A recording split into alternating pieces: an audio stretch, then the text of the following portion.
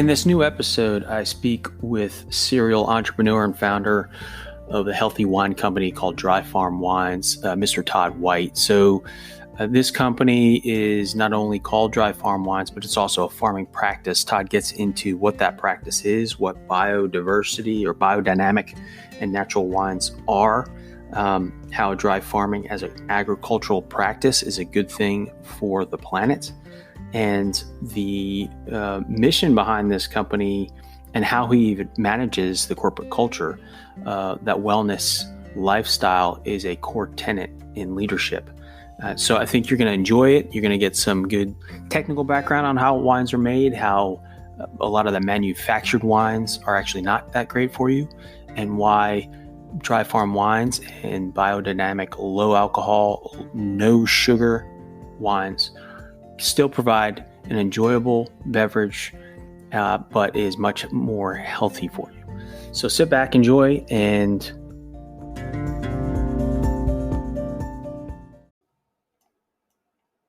all right, before we jump into the episode, just wanted to share some information about Anchor. It's a great free platform for starting out a podcast. It's what I've been using, and it was a great turnkey solution for me to be able to focus on the primary mission of my podcast and not worry as much about how to get the word out, where to post, things of that nature.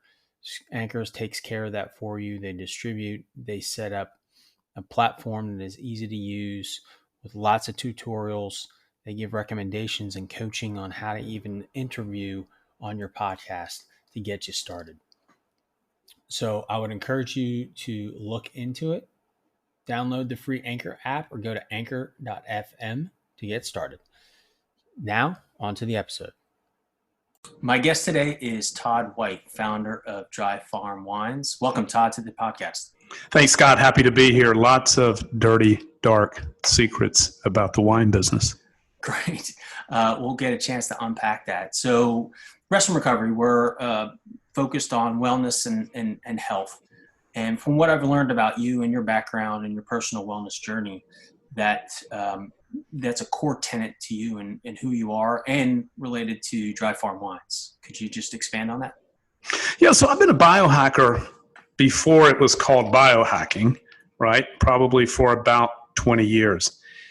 And as the movement started to take shape, I guess my journey really began, aside from fitness as a kid, but as an adult, with experimenting with the Atkins diet, which is really modified ketogenic diet. And so that was back in the 80s. And I was using it much the same way other people were using, without really understanding it well at the time, but we're using it to deal with weight loss plateaus.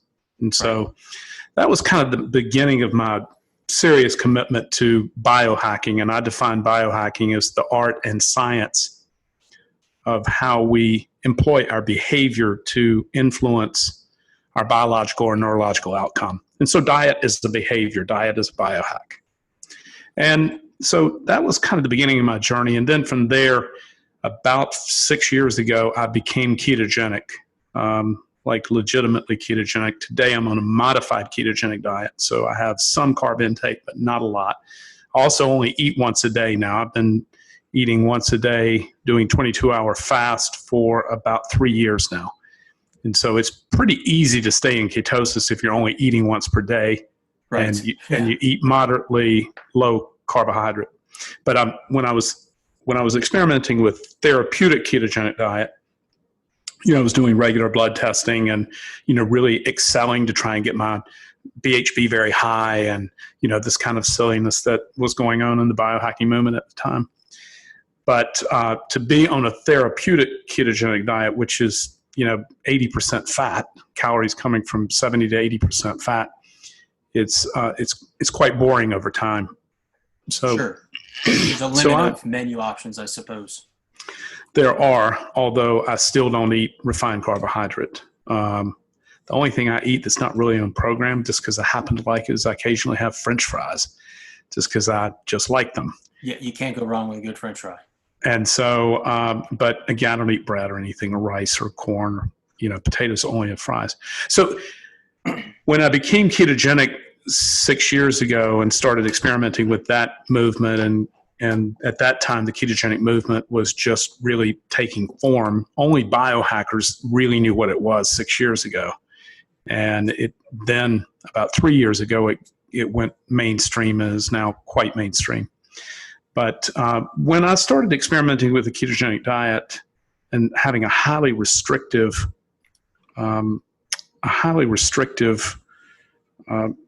dietary regimen, in addition to, I was in a quite stressful business at the time, so that could have impacted. I think stress has a lot to do with our health.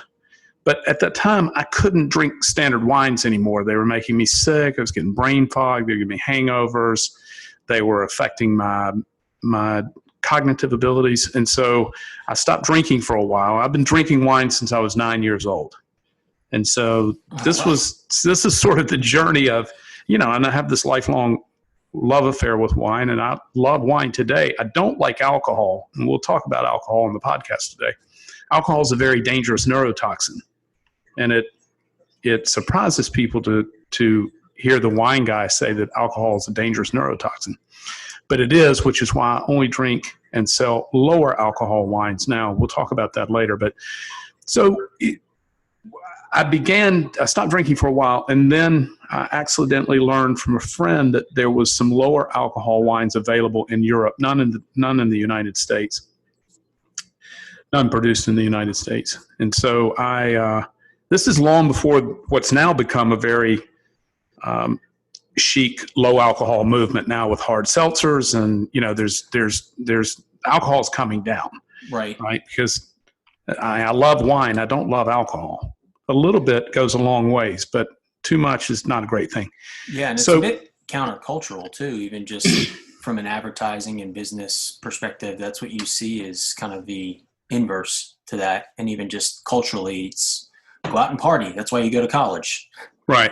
Well, I had decided 6-ish years ago that I wanted to drink less. I just didn't want to stop drinking wine.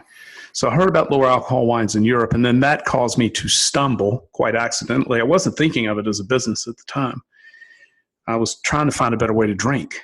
And so when I stumbled upon the lower alcohol wines, then I accidentally stumbled upon the natural wine revolution that was starting at the time, really getting hold in central France. And we'll talk about what natural wine is. It's a confusing term to consumers because I say I sell natural wines, and they're like, well, aren't all wines natural? And for reasons I'm going to describe for you, they are not. Now, the wine industry has fooled millions and millions of people to believe that wine is a healthy drink, but in fact, it usually contains toxins other than just alcohol.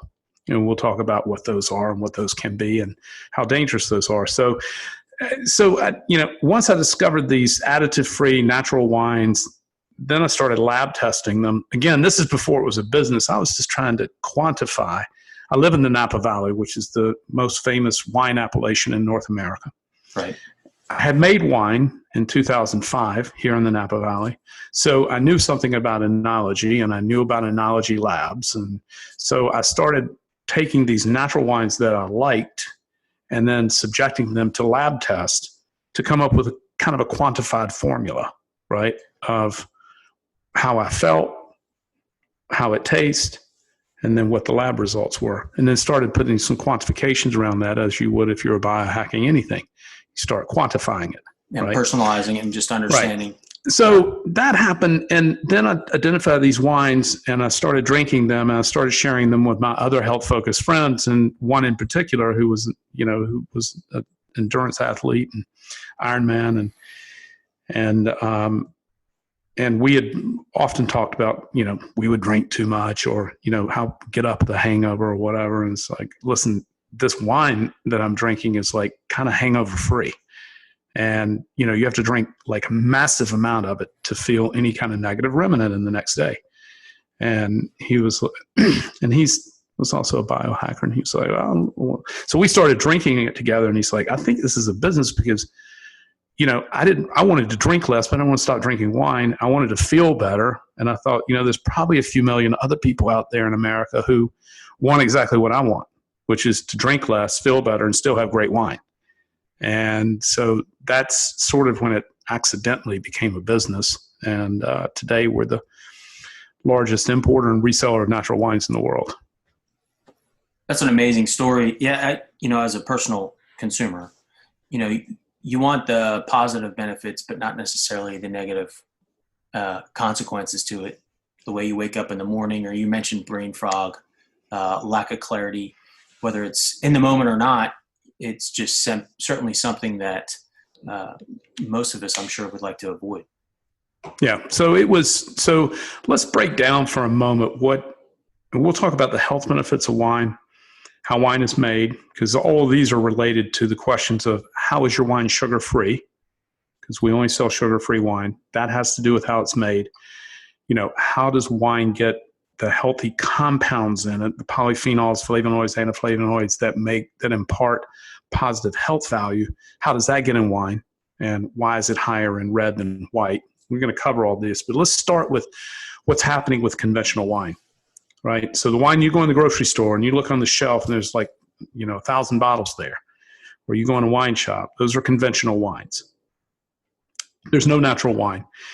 Natural wine is produced in such small volumes that they can't sell at retail like that. They're just less than 0.1% of wines in the world are grown and fermented naturally. And I'm going to tell you what that means. But for conventional wines, let's start off where the problem is. Conventional wines, what happened in our food supply, which was basically over a couple of decades, we had massive corporate consolidation. So now you got 10 food companies that basically touch everything you put in your mouth, more or less. The same thing happened in the wine business. Massive corporate consolidation surrounded by money and greed. So here's the thing. The top 3 wine companies in the United States make 52% of all the wine sold. The top 30 companies make over 70% of U.S. wines. So when you go into the grocery store and you see all those bottles, most of that wine is made by a handful of people in Central California in massive factories. I mean, like multiple football fields of factories and tank farms. And that's where this wine is made. Now, they've been very clever. They don't want you to know that. So these multi-billion-dollar marketing conglomerates, they hide behind thousands of brands and labels to confuse you. So what they want you to think is that you're drinking from a farmhouse or a chateau. Right. They're going to sell you a story around it, right? But in fact, you're drinking from these massive factories. That's the fact. Now, the wine industry has been very good at keeping that secret. And the other thing they've been able to keep secret, with help from their friends in Washington, D.C., by spending millions of dollars in lobby money, one of the most powerful lobbies in the country, is that they've been able to keep contents labeling off of wine. This is very important. Wine is the only major food product without a contents label or nutritional information on it. That's not an accident. And here's why the wine industry doesn't want that on there. They don't want you to really know what's in a bottle of wine.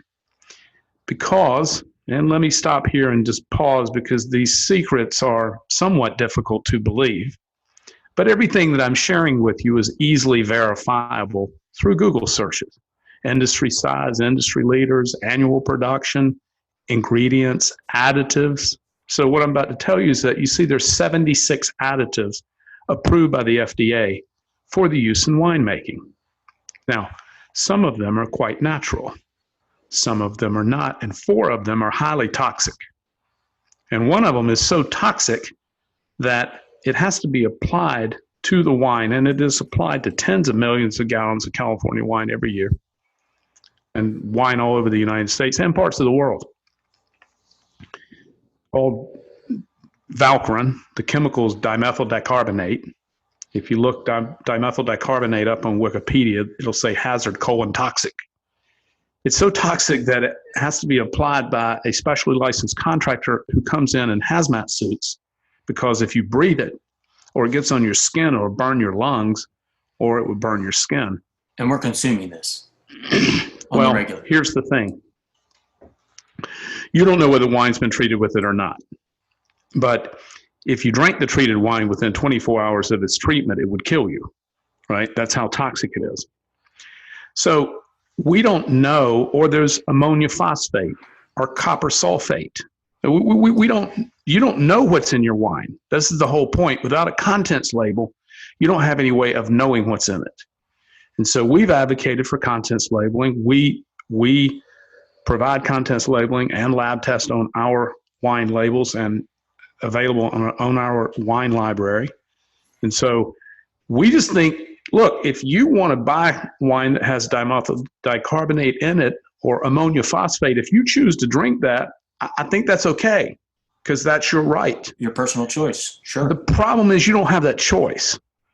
And so what I came to find out was not only lowering the alcohol made me feel better, but getting rid of all these toxins I didn't know about also made me feel a lot better, right? And when you're a biohacker and you're like super in tune with your body because you're nutritionally dialed up and you have a strong fitness regimen and meditation practice and all the things that we do as a part of our kind of daily biohacking regimen. And my entire staff are biohackers. And so, when you're in touch with your body as you are, you can feel things. You may not have scientific proof that these toxins in wine are going to do something negative to you because nobody studied it. But I love the proverb about biohacking: to feel is to understand. Right. And so, right. Yeah. Your body, yourself. Yeah, whether or not there's empirical proof, there's anecdotal evidence with yourself that something's wrong or right. Right. And so that's, so a natural wine in our case, and we are a bar above just being natural. So natural wine is an international category. There's no certification for it. Although France just announced this week that they were creating a certification for it. Up until this week, there's never been a certification for it. Now, my company, Dry Farm Wines, does have a certification program, and the wines we buy, drink, and sell must meet our stringent certifications. And I'm going to tell you what those are, and I'll tell you how they're higher or different than natural wine. So real quick, so that's the practice that y'all use when you work with these micro farmers across Europe and wherever you get your grapes. We get wine from all over the world, just nothing in the United States. Okay. There's nothing in the United States that meets all of our criteria. So there are natural wines made in the United States, but they're not natural wines that meet all of our criteria. And I'll tell you what those differences are. So natural wines have an international understanding, although previously no certification, and now France is going to certify what natural wines mean. But everybody in the wine world has a basic understanding of what natural means. So natural wine means that it is grown organically or biodynamically, and biodynamic farming is a prescriptive form of organic farming. You can read about it on the internet. No reason to go down that wormhole. In our case, not true for all natural wines, certainly not in the United States, our wines are always irrigation free. And most wines grown in Europe are also irrigation free. Now, in the United States, more than 99.9% of vineyards are irrigated. Dry farming in the United States is super rare. I mean, doesn't even move the needle. So dry farming isn't just the name of a company, it's a farming practice. It is a farming practice, and a very vital one, not only for the quality of the wine and the health of the fruit, the health of the vine, the health of the earth, and your health. When a wine is irrigated, and what I'm telling you here is scientific fact, it's not my opinion. When a wine is organic and unirrigated, so there's no irrigation on it, and it's organically farmed, or it has higher polyphenols, which are the health favorable compounds found in wines. We'll get to this in a moment. There are about 200-ish in white wines, and there are over 800 in red wines. And I'll tell you why in a moment, what the difference is and why red wine has so much more health benefit. And if you hear people recommend that you drink wine, it's typically, if it's for a health purpose, it's red wine. And the most famous polyphenol is called resveratrol. We'll get to that in a second. So organic, biodynamic, irrigation-free in our case. That's not a requirement for natural wines, but it is for us. Then number 3, super important, is that natural wines are fermented with wild native yeast that are indigenous to the vineyard where the grape is grown. Now, what does that mean? Well, on the skin of every wine berry, every wine grape in the world at the time of harvest, there is waxy yeast that's been collected on the skin of the fruit. It looks like a light wax, but it's actually yeast. Every wine grape has it. And that's inherent, that's natural occurring. It's naturally occurring. That yeast is collected through the air in the vineyard, right? So it's a naturally occurring yeast.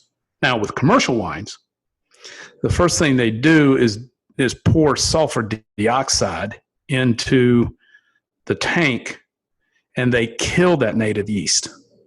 And then they inoculate it with a genetically modified, lab-cultured and grown yeast. Now, why do they do that? Because you can't make wine in very high quantities using these native yeasts. They're just too unstable, too temperamental to work with. They will not withstand a very high alcohol environment. And alcohol has been rising in commercial wines for 3 decades. And so these genetically modified lab cultured yeast will withstand a very high alcohol. They can also be modified to have certain flavor profiles. So let's just say you grow this kind of terrible industrial grape in Central California, and you want it to taste like it's from the Mediterranean, you want it to taste like it's an Italian wine. They have a yeast for that, right? So all conventional wines, let me repeat, all conventional wines use this lab cultured yeast because it's easy to work with, it's very strong, it's not temperamental, doesn't require a lot of coddling. Number 4, natural wines are additive free. So the 76 additives that I talked to you about, they don't go into these wines, right? And so that basically, and then 2 other standards that we have in addition to that is we don't sell any wines over 12.5% alcohol and as low as 7%. And most of the wines I drink are between 9 and 11%. It's just the taste I like, and I like to drink a lot of wine, so I can drink a lot of wine at 10%, and doesn't have nearly the same impact that American wines today average about 15%. Okay. So average, some are higher. Okay. Yeah. So, Americans love big, bold, rich taste, right? Biohackers not so much because the way we eat. So we eat light, fresh, clean. That's just how we eat. So we like lighter, fresher, cleaner taste. Americans eat big, bold, rich, processed. The other thing is when you eat whole, real food, it's your taste buds and your palate will adjust to a fresher taste, right? When you eat processed foods, and fast food and all this processed food, and all these chemicals and all this fillers, you lose taste sensation. You don't know what things taste like anymore. Yeah. And so Americans like higher alcohol. They like this taste because alcohol, the higher the alcohol also adds density to the wine. It adds boldness to the wine. And so when you remove the alcohol, you remove some of the density and boldness, and you end up with a much lighter, fresher product, which is what my customers want to drink. But it tastes notably different. A natural wine, lower alcohol, tastes notably different than a commercial wine. And of course, you feel notably better. But so that's the primary difference. Is the other requirement that we have, in addition to the lower alcohol, that's not a natural wine criteria, is that we require the wine to be sugar-free. And that's a Dry Farm Wines criteria. That's part of our certification, and we do lab testing for sugar. So the lab testing, so part of the natural process, is that the byproduct of the sugar-free by by going through It's that not. process? It's not. So not all natural wines are sugar-free. Okay. That's just part of Dry Farm Wine certification because we're ketogenic and I live a largely sugar-free lifestyle. Don't like sugar. Think sugar's the most widely toxic, abused drug on the planet and leads to any sundry of different health conditions and you can pick a long list of things sugar can be blamed for. Yeah, absolutely. So, and fortunately, there are millions of other people who care about sugar too, which supports our business. But in wines, see, sugar adds mouthfeel and sugar adds finish, and glycerol, which is a high sugar byproduct, adds finish, these long finishes, right? Or when you see like these people think seeing legs in a glass of wine is like speaks to its quality. Actually, it speaks to the amount of glycerol that's in it. Right? It's really? nothing to do with its quality. Just like, the reason that dyes and color agents are used in wines very often is because Americans also perceive that the darker a red wine is, the higher quality it is. There's no truth to that. And I would submit to you it's just the opposite. But because Americans believe that darker red wines are richer and better, then you've got often two things. You've got extreme extractions. And I'll tell you about that in a moment. We're going to go to this next. You got extreme extractions by extended macerations, and I'll tell you what that means. And then you got color agents. The most popular one is called Mega Purple, and it's a color agent used to make red wines darker. So let's go over the wine. More additives. Yeah, it's an additive. And so let's go over to the winemaking process, and I'm going to tell you how a wine becomes sugar-free or not, and why you have a difference in polyphenols in red and white, and how a red wine gets darker through extractions and extended maceration, and why that's bad, right? So, because there are two ways to get a red wine darker: longer extractions or color agents. Both are commonly used. So, I think Mega Purple may be the number one selling additive in the market. I don't know that, but I know it's wildly popular. And if you've ever seen somebody get purple teeth or purple, this is usually a color agent, because like natural wines won't make your teeth purple or give you purple lips. Oh, wow. So, I did not know that. So anyway, when wine is made, you harvest the grape and you press the juice from it in a press, and the juice runs off into a tank. Now, if it's white wine, then there is an exception to this, but it's so rare that it's not worth talking about. There is something called orange wine, which is a skin contact white, but they're very rare. We sell them, but you would never see them commercially. You could almost say all white wine, except this tiny portion of orange, but all white wines are then fermented. So yeast then activates and the fermentation process starts. If it's a commercial wine, they're going to kill the native yeast and then they inoculate it with this commercial yeast, and then the fermentation process begins, right? And in the fermentation process for both red and white wine, it works the same. The yeast eats the sugar. That's its food source. And once the yeast eats all of the available sugar, the yeast will die because it doesn't have any food source. And at that point, the wine will be fully fermented and sugar-free. What's happening in commercial wines is that prior to the fermentation process completing, the winemaker is using sulfur dioxide again to kill the yeast before it completes fermentation, leaving what's known as RS, or residual sugar, behind in the wine. That's how sugar gets in wine. It is not added to wine. It gets in wine because the winemaker kills the yeast before it eats all the sugar. So it's not just because it's a fruit and it's naturally occurring. It's actually through this intervention of commercial wines. Well, grape juice is full of sugar. If the yeast eats all the sugar, then there's not going to be any sugar there anymore. But what's happening is prior to the yeast being able to complete that fermentation and eat all the sugar, they're killing the yeast, leaving residual sugar behind.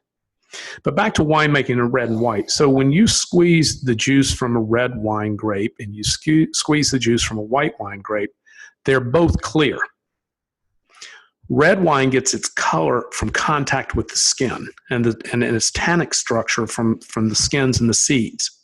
So when you make white wine, you press the juice off free run into a tank, no skin contact, and it starts fermenting once the yeast is activated.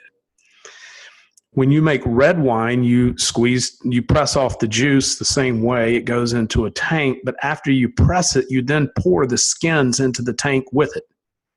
And the skins are what gives the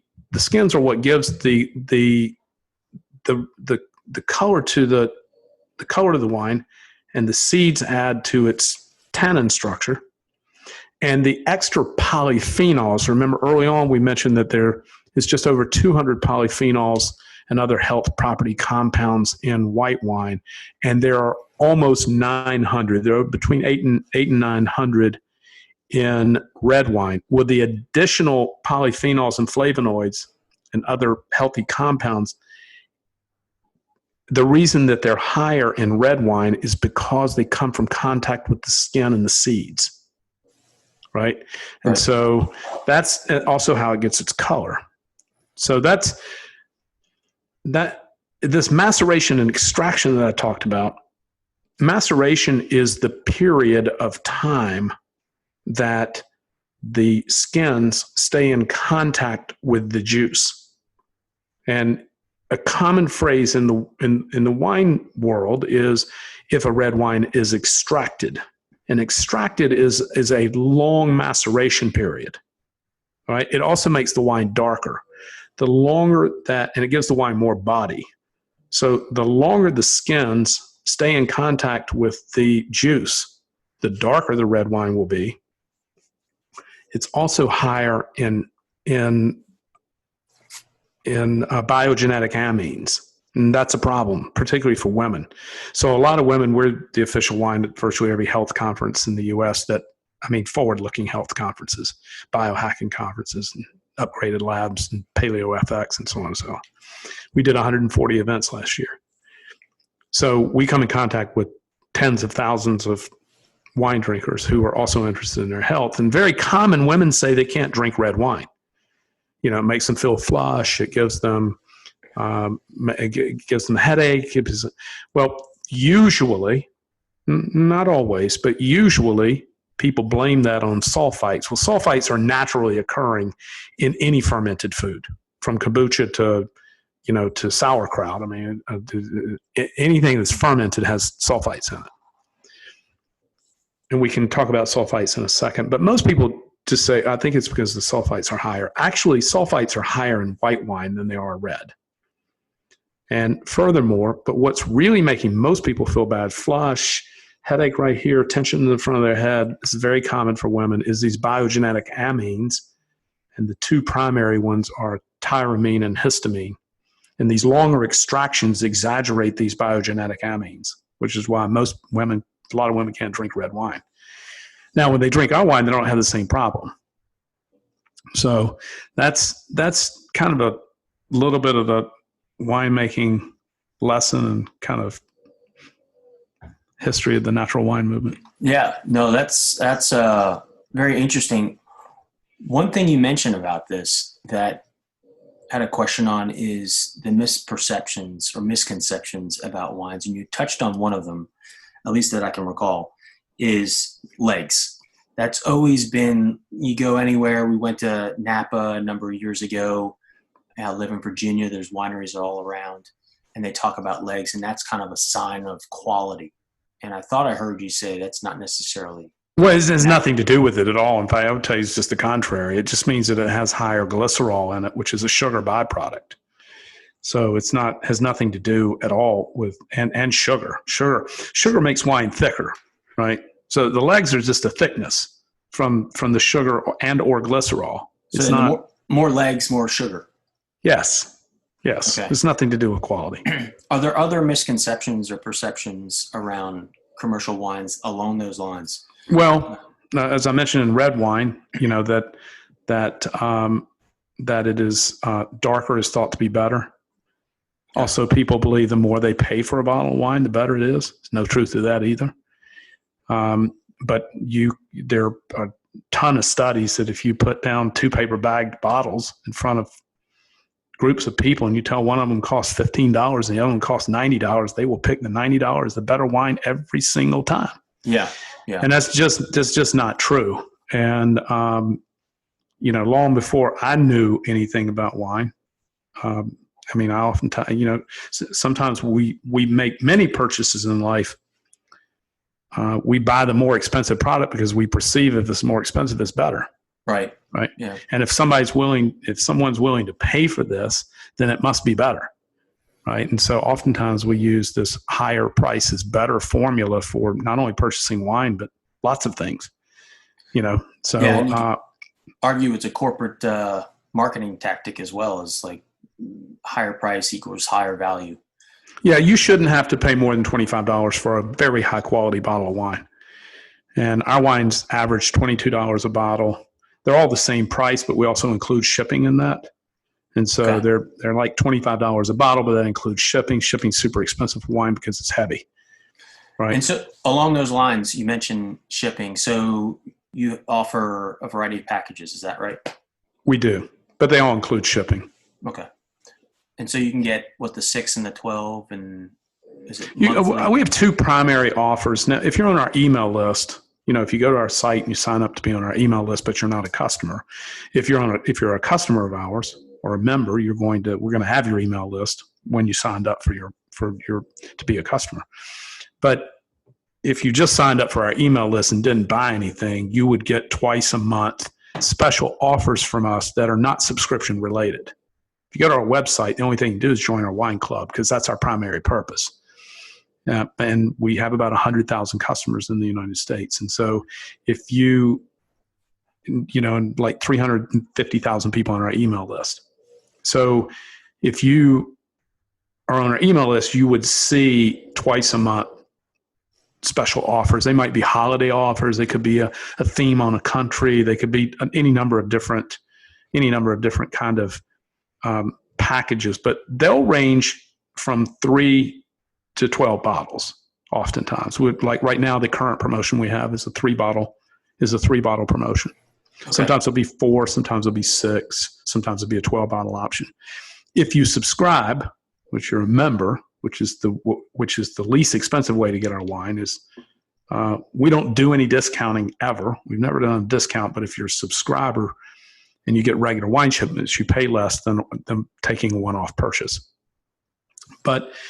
And so 6 bottles is $159 and 12 bottles is $299. And you can have that on any frequency you want. You do it monthly, every other month, quarterly, twice a year, whatever frequency you want.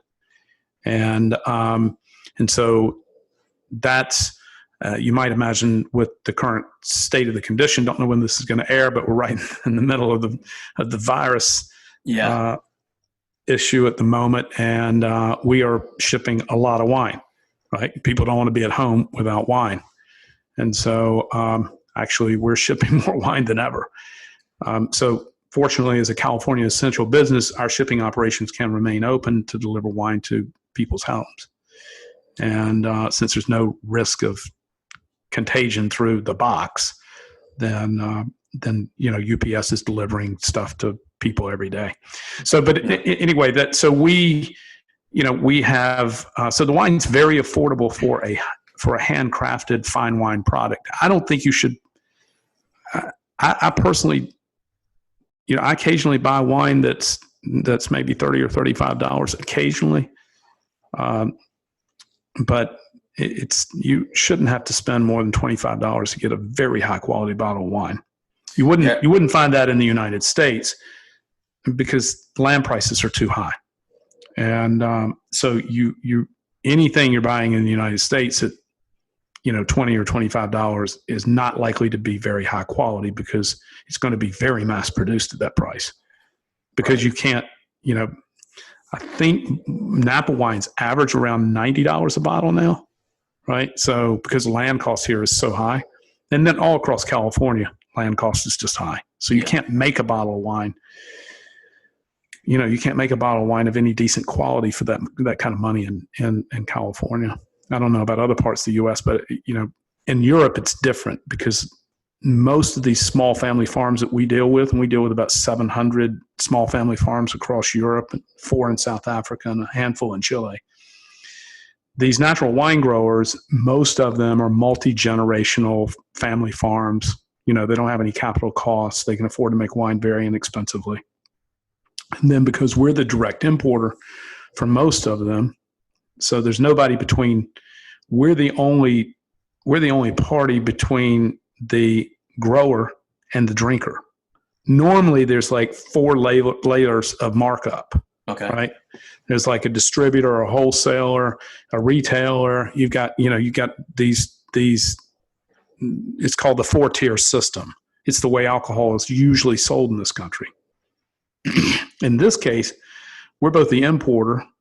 We work directly with the family farm, and then we sell direct to the drinker. We don't sell to restaurants or retailers, right? So we can bring a much better, fair price to the family farm. We can pay them more, and then we can charge less for it, to the consumer, and still have, a healthy business margin for us to be able to operate our business.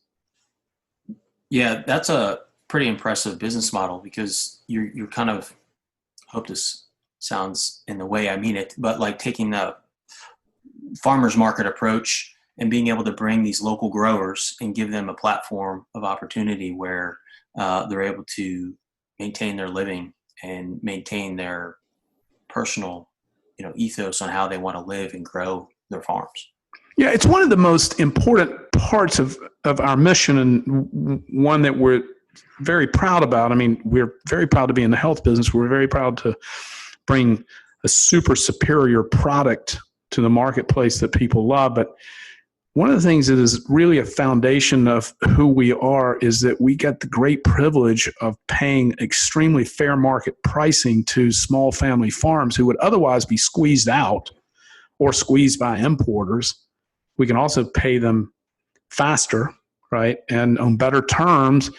These farmers live kind of season to season, check to check, if you will. Right. Yeah. I mean, they're small family farms. Usually everybody in the family works on the farm. Most of what they eat is either grown on the farm or produced by a neighbor. They're kind of like hippie fanatics. They're living this kind of natural lifestyle. They're not business people. They can't make enough quantity. Most of them have other products, whether it be olive oil, or maybe they even grow vegetables or work at farmers markets, or, these are not like businesses as you would know. Like when you come to Napa, you go to this fancy architecturally significant tasting room, right? And it's all about this kind of experience of the brand. When you go to a natural wine farm, there is no tasting room.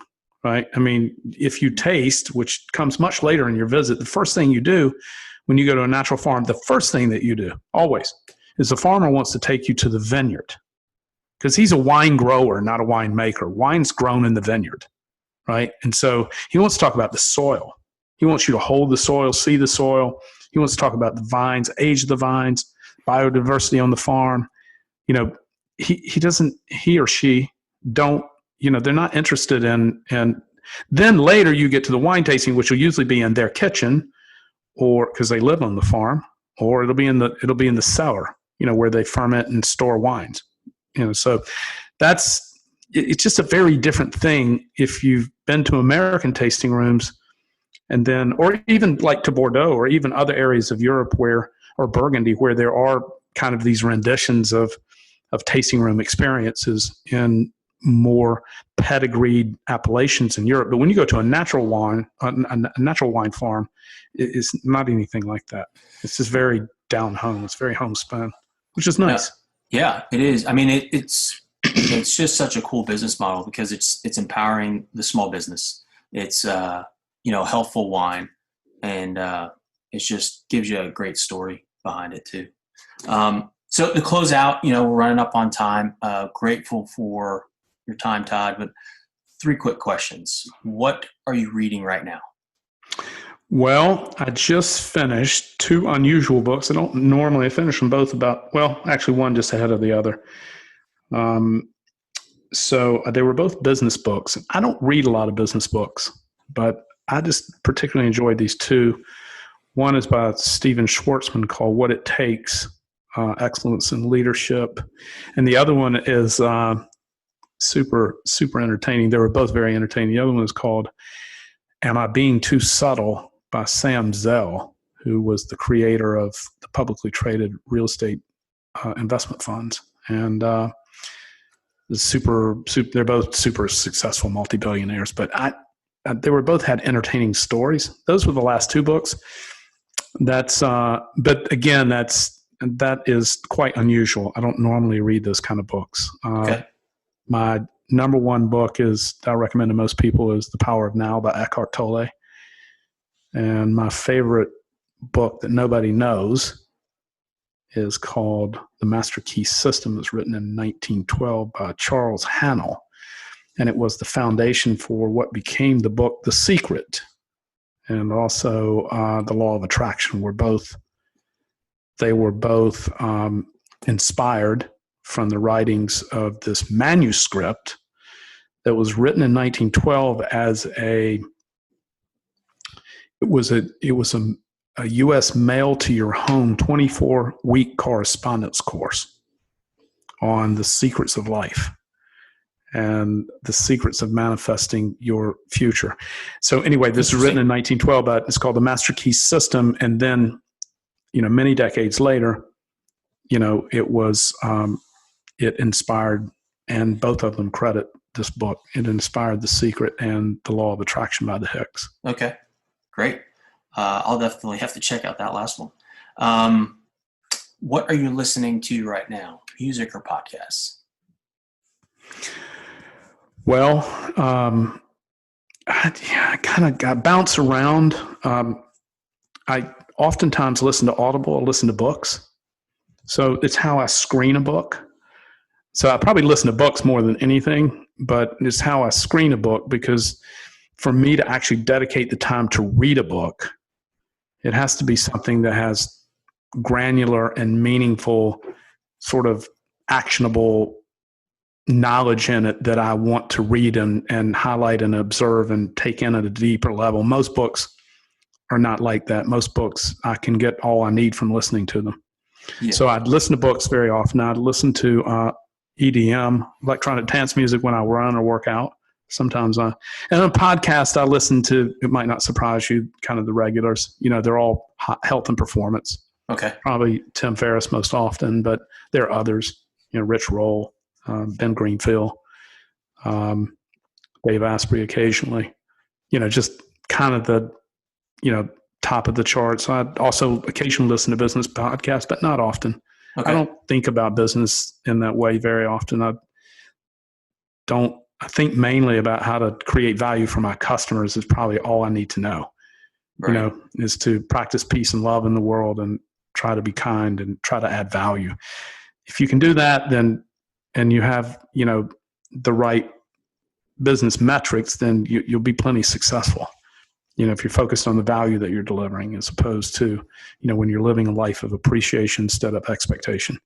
So that, I don't listen to a lot of business stuff. It's mainly about health and performance or meditation or this kind of thing. So it's kind of bounces around: podcasts, books, Audible. Okay. Yeah, I live on Audible. So last one, what is your go-to rest and recovery approach? Well, wine, sleep, and meditation. I think sleep is highly underrated. Meditation, I think, is the single most important and profound biohack that anybody can practice. And it requires a daily practice. At my company, we spend the first hour of every day together, the entire staff, meditating and having gratitude session. We meet at 10 in the morning, and we don't actually start creating value in the world externally until about 11:15. So we meditate from 10 to 11. Sometimes it goes to 11:15. Depends on how many people are there. So as a business leader, you've incorporated wellness as a corporate culture. We have. I mean, it's the foundation, this connection, this spiritual connection that we have. We believe in nature, just like in wine. In nature, everything is connected. And so whatever energy we're emitting and, whatever we're focused on or what we're likely to draw closer to us. And so we have a very spiritual practice of openness among, and radical transparency, and which can be uncomfortable at times. Vulnerability is not easy, particularly in a business setting. No, it is not. Especially when it's countercultural from the macro. Right. So that's, so we live a very unorthodox, and if you want to read about it, you can go to our job postings. I think we have 8 positions open now, but we constantly have job openings, and our job posting is 12 pages long for each job. And only about a page of that is actually the job description. The rest of it talks about our culture, our practices, our beliefs, our Peace and Profit Manifesto, which is the document we use to make decisions with, our 9 codes of conduct. So we live, inside this very unique vacuum of practices and beliefs, and the foundation of them are this morning practice of being together every day for an hour. And right now, while we're separated, we're working remotely during the virus meltdown. We're using Zoom to continue our meditation and gratitude practice every morning. We just had 40 people in this morning. That's amazing. That's awesome. I may have to check out the job board. Todd, again, thank you so much for your time. And just personal anecdote, I got turned on to your wines. I've known about it, but a few months ago had dinner at a friend's house and was like, this is a totally different world. And, I would encourage everyone to give it an opportunity. Nice. Thanks for having me today, Scott. It was a great time. Appreciate it.